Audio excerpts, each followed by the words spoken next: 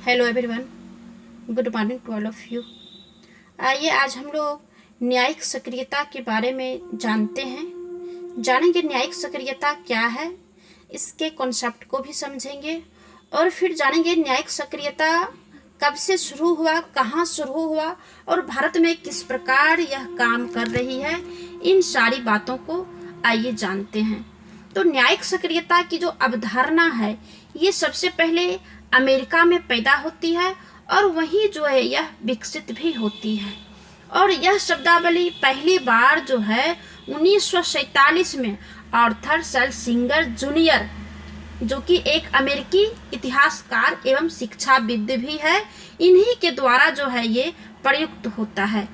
अब जानते हैं कि भारत में जो है न्यायिक सक्रियता कब आया और कैसे काम कर रही है। तो भारत में जो न्यायिक सक्रियता का सिद्धांत है 1970 के दशक के मध्य में आया, ऐसा जाना जाता है। क्योंकि 1970 के दशक के मध्य का मतलब हो गया कि 1965 के बाद 66-67 और फिर 1966-67 के बीच ही ऐसा भी माना जाता है या फिर देखने को मिलता है कि उस समय इंदिरा गांधी की सरकार रहती है और फिर न्यायालय को ऐसा लगता है कि सरकार के द्वारा जो है नागरिकों के ऊपर कुछ मनमानी हो रही है या फिर सरकार जो है कुछ ज़्यादा ही जो है अपने अधिकार क्षेत्र से बाहर आके कुछ काम कर रही है, जिसके कारण क्या होता है कि न्यायालय को अपना जो है अधिकार क्षेत्र से आगे बढ़कर नागरिकों के अधिकारों का जो है संरक्षण करने का ऐसा जो है वो अनुभव करते हैं और फिर न्यायिक सक्रियता का सिद्धांत जो है आता है। उस समय जो है न्यायमूर्ति VR कृष्ण अय्यर, न्यायमूर्ति PN भगवती, न्यायमूर्ति O चिन्नप्पा रेड्डी तथा न्यायमूर्ति DA देसाई ने देश में न्यायिक सक्रियता की नींव को जो है रखी जाती है। अब आइए जानते हैं कि न्यायिक सक्रियता का मीनिंग क्या है, इसका अर्थ क्या है। तो न्यायिक सक्रियता का अर्थ है नागरिकों के अधिकारों के संरक्षण के लिए तथा समाज में न्याय को बढ़ावा देने के लिए न्यायपालिका द्वारा आगे बढ़कर जो है वह भूमिका निभाने से है। इसी को जो है हम न्यायिक सक्रियता कहते हैं। अब जो है न्यायिक सक्रियता दूसरे शब्दों में हम कह सकते हैं समझने के लिए कि न्यायिक सक्रियता का अर्थ है न्यायपालिका द्वारा सरकार के अन्य दो अंग कौन है, जैसे कि विधायिका एवं कार्यपालिका, दोनों को अपने संवैधानिक दायित्वों के पालन करने के लिए यह जो है बाध्य करती है। इसे ही जो है हम न्यायिक सक्रियता कह सकते हैं। अब आइए जानते हैं न्यायिक सक्रियता की कुछ परिभाषा को। तो न्यायिक सक्रियता किसे कहते हैं, इसे जो है परिभाषित किया जाता है। तो आइए जानते हैं न्यायिक सक्रियता न्यायिक शक्ति के उपयोग का एक तरीका है जो कि न्यायाधीश को प्रेरित भी करता है और वह सामान्य रूप से जो व्यवहार में आता है कोई भी काम, तो न्यायिक प्रक्रियाओं एवं उसके पूर्व नियमों को प्रगतिशील एवं नई सामाजिक नीतियों के पक्ष में जो है वो त्याग देता है। इसमें जो है ऐसे निर्णय देखने को मिलता है जिसमें कि सामाजिक अभियंत्रण यानी कि इंजीनियर होता है और अनेक अवसरों पर विधायिका एवं कार्यपालिका संबंधी मामलों में क्या करता है, वो दखल अंदाजी करते हैं। आइए दूसरी परिभाषा के माध्यम से हम न्यायिक सक्रियता को समझते हैं। न्यायिक सक्रियता न्यायपालिका का वह चलन है जिसमें व्यक्तिगत अधिकारों को ऐसे निर्णयों द्वारा संरक्षित या विस्तारित किया जाता है जो कि पूर्व नियमों या परिपाटियों से अलग हटकर होते हैं या वांछित या करणीय संवैधानिक या विधायी इरादे से इसे जो है स्वतंत्रता या फिर उसके विरुद्ध जो है यह होता है। उसके बाद जो है इसकी कॉन्सेप्ट को समझते हैं न्यायिक सक्रियता की। न्यायिक सक्रियता की जो अवधारणा है यह जो है जनहित याचिका की अवधारणा के निकटता से जुड़ी होती है। अब ये जनहित याचिका की अवधारणा क्या होता है, जिसके की निकट जो है न्यायिक सक्रियता को माना जाता है। जनहित याचिका को जो है पिल कहा जाता है, यानी कि पब्लिक इंटरेस्ट लिटिगेशन। ये जो है पिल होता है, इसका अर्थ होता है कि जो व्यक्ति है और फिर अगर उसके अधिकारों का हनन हो रहा है तो वो क्या करेंगे कि उसको ये अधिकार है कि सीधे जो है वह न्यायालय जा सकता है और वहाँ जो है याचिका दायर करके न्याय पा सकता है। लेकिन होता क्या है कि जनहित याचिका के द्वारा जो है जो गरीब है या फिर जिसे कानून के बारे में जानकारी नहीं है या फिर शिक्षित नहीं है, अशिक्षित है, तो वो क्या है कि अगर उसका अधिकार का अगर हनन भी होता है तो वैसे लोग क्या है कि न्यायालय तक पहुंच नहीं पाता है। तो उसके लिए कुछ संगठन है या फिर सामाजिक कार्यकर्ता या फिर बहुत सारा संगठन है, आगे मैं इसे विस्तार से बताऊंगी। तो वो लोग क्या करता है कि उस व्यक्ति के अधिकारों की रक्षा के लिए या उसे न्याय दिलाने के लिए वह समूह जो है न्यायालय तक पहुंचता है और उसे जो है न्याय दिलाता है। यही जो है जनहित याचिका है। तो ये जो जनहित याचिका है, कहा जाता है कि न्यायिक सक्रियता की अवधारणा जो है जनहित याचिका की अवधारणा से जुड़ा हुआ है। यह सर्वोच्च न्यायालय की न्यायिक सक्रियता है जिसके कारण जनहित याचिकाओं की संख्या बढ़ी है। अब होता क्या है कि किसी को अगर ऐसा लग रहा है किसी के साथ अन्याय हो रहा है या किसी के अधिकारों का हनन हो रहा है तो उसके अधिकारों को लेकर के सीधे जो है न्यायालय पहुंच सकते हैं। तो जाहिर सी बात है कि न्यायालय में जो है जनहित याचिकाओं की संख्या बढ़ेगी।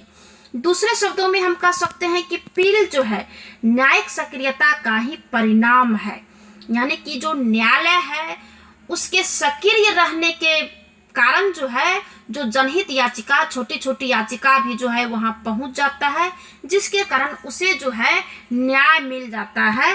तो न्यायिक सक्रियता क्या है कि पिल का ही एक परिणाम है और जनहित याचिका न्यायिक सक्रियता का सबसे लोकप्रिय स्वरूप भी कहा जाता है। अब इसके बारे में जो है डॉक्टर BL बधेरा ने जो है न्यायिक सक्रियता के कई कारण को बताए हैं, जिसमें कि पहला कारण है उत्तरदायी सरकार उस समय लगभग ध्वस्त हो जाती है जब सरकार की शाखाएं जैसे कि विधायिका एवं कार्यपालिका अपने अपने कार्यों का निष्पादन नहीं कर पाती है। तो होता क्या है कि संविधान और लोकतंत्र से जो क्या होता है कि नागरिकों का भरोसा उठ जाता है।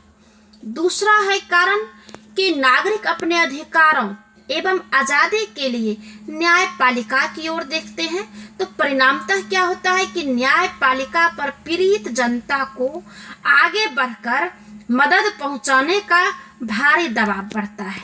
जैसा कि मैंने ऊपर जो है बताया कि जो व्यक्ति है और पीड़ित जनता, व्यक्ति कहिए या जो कि पीड़ित व्यक्ति है या फिर जनता है, तो उसके लिए क्या है कि जो संगठन है वो क्या करता है कि न्यायालय में जाकर के जो है याचिका दायर करता है और उसके ऊपर दबाव बनाता है कि इसे जो है न्याय मिलना चाहिए।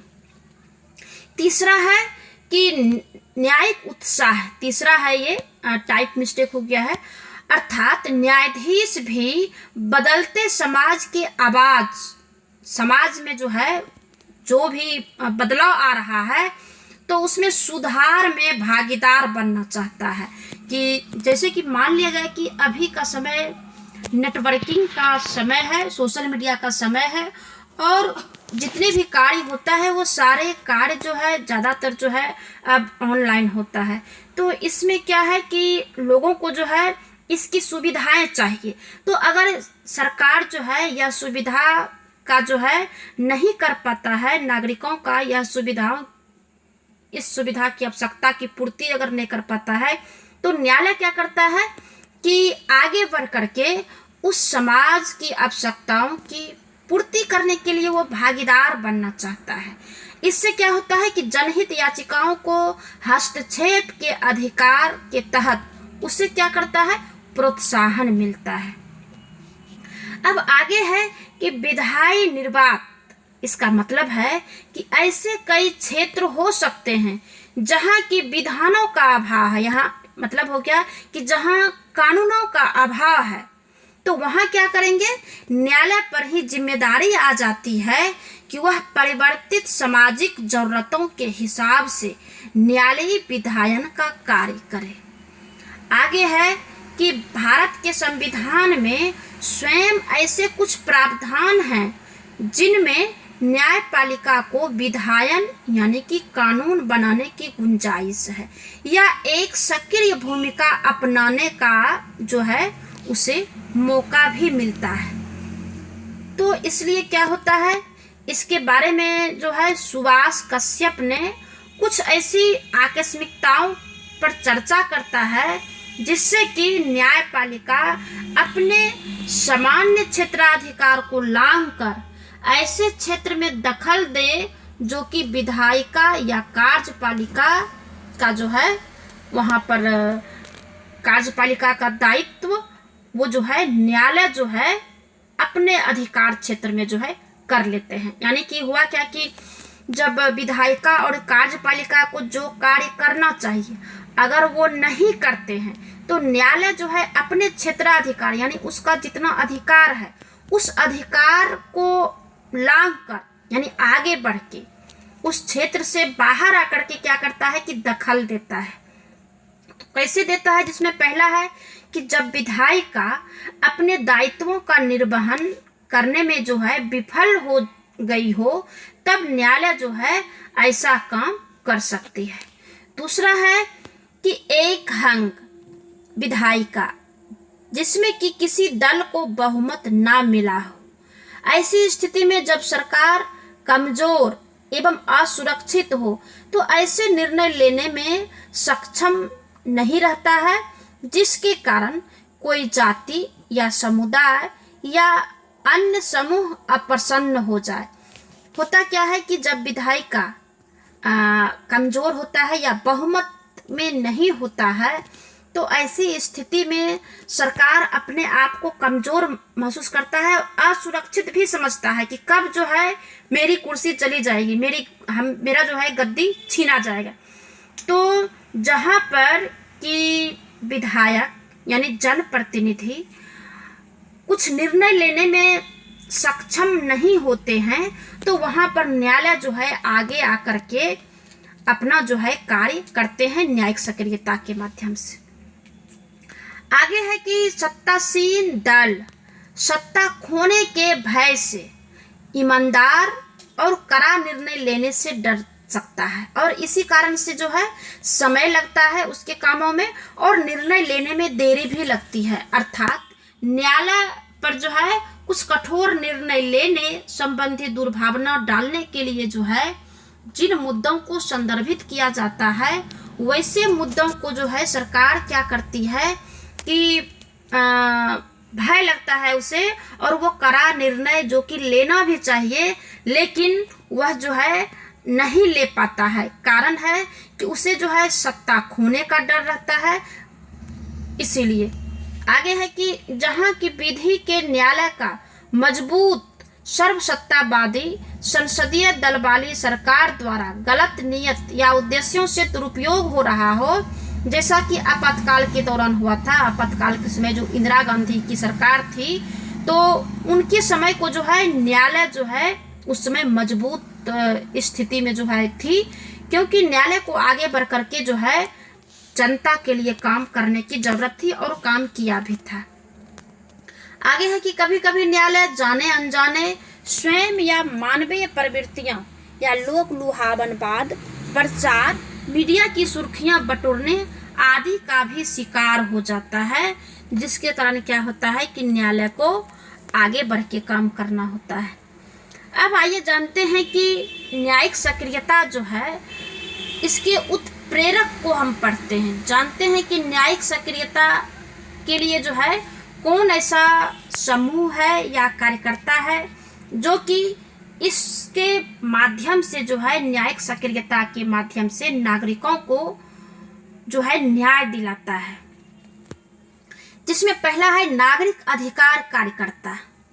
कुछ लोग ऐसे होते हैं जो कि आम लोग ही कहलाते हैं और आम लोगों के लिए जो है उसका न्याय दिलाने के लिए या फिर उसके अधिकारों की रक्षा के लिए वह जो है काम करता है।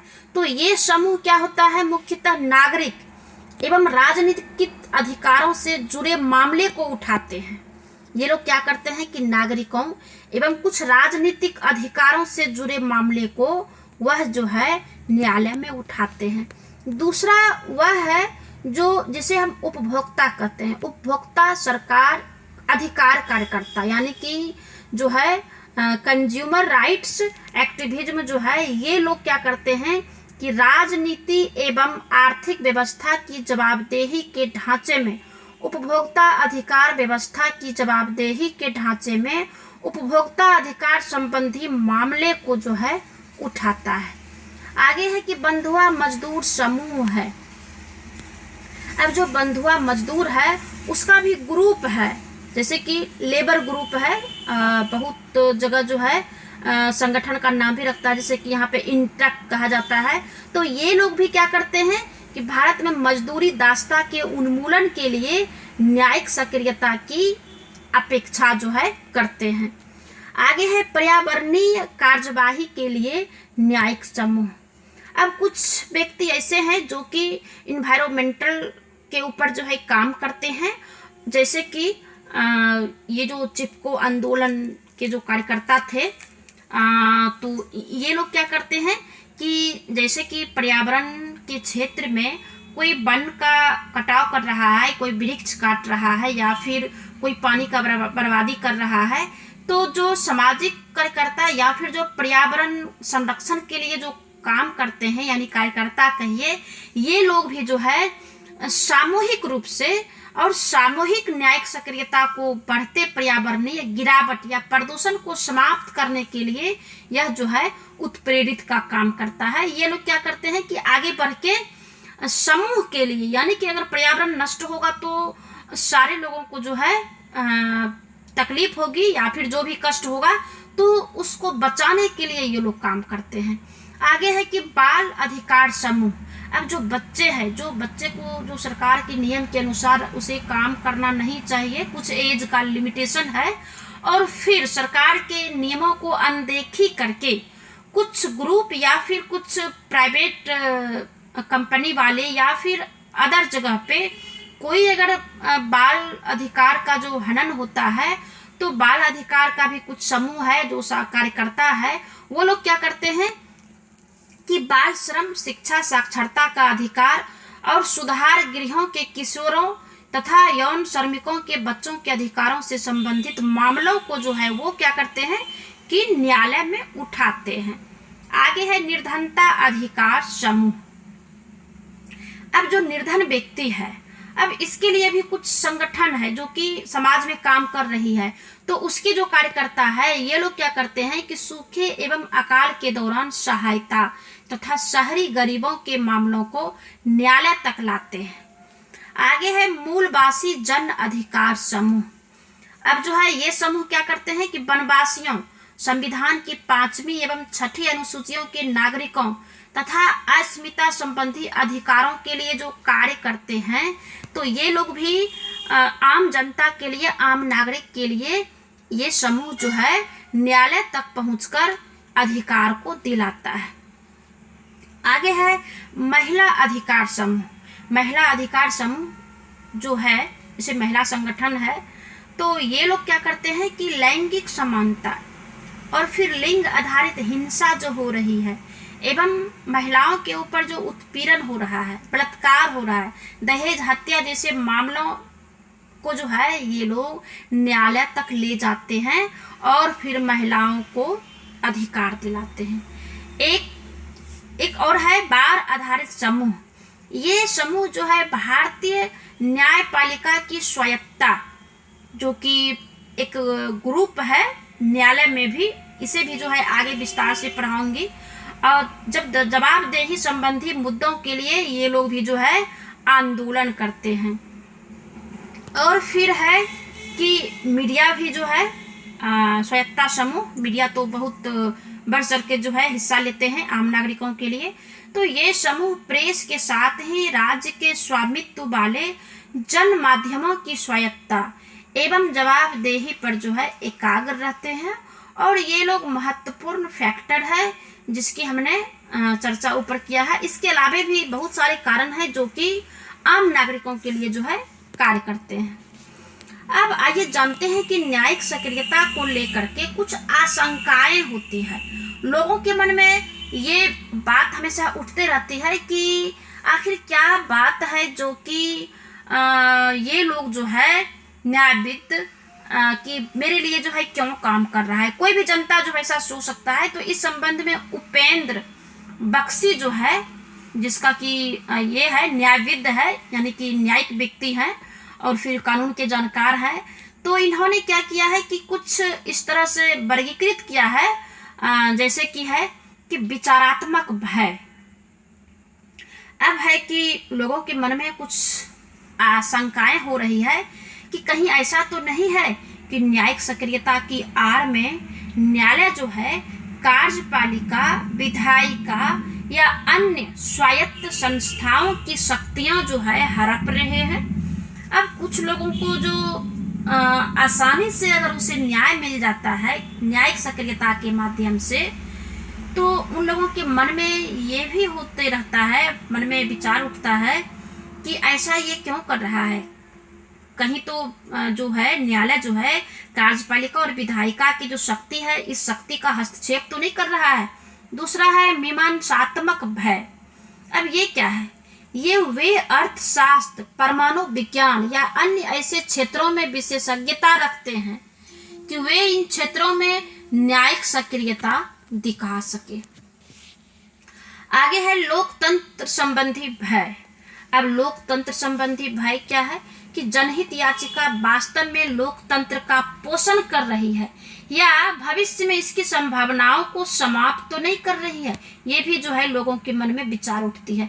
आगे है आत्मवृत्ति संबंधी भय। इस संबंध में कहा जाता है उसके मन में एक भय होता है, कहीं ऐसा भी तो नहीं है कि सेवानिवृत्ति के पश्चात राष्ट्रीय मामलों में अपना स्थान सुनिश्चित करने के लिए न्यायिक सक्रियता का इस्तेमाल जो है किया जाता है। इन सारी बातों को जो है मन में जो है हमेशा उठते रहता है। अब जो है न्यायिक सक्रियता के मामले में सर्वोच्च न्यायालय ने भी जो है कुछ आलोचना किया है। आलोचना क्या किया है, कैसे किया है, तो उसे जो है हम आइए जानते हैं।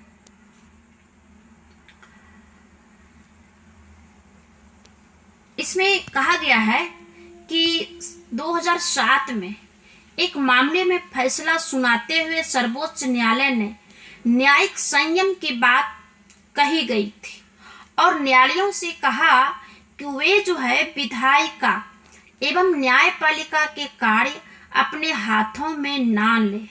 यह भी कहा कि संविधान में शक्तियों का बंटवारा किया गया हो। तो ऐसी बात कही गई। न्यायालयों ने कहा कि वे विधायिका एवं कार्यपालिका के कार्य अपने हाथ में ना ले। यह भी कहा कि संविधान में शक्तियों का बंटवारा किया गया है और सरकार के प्रत्येक एजेंसी को अन्य अंगों के प्रति सम्मान का भाव रखते हुए एक दूसरे के कार्यक्षेत्र का अतिक्रमण नहीं करना चाहिए।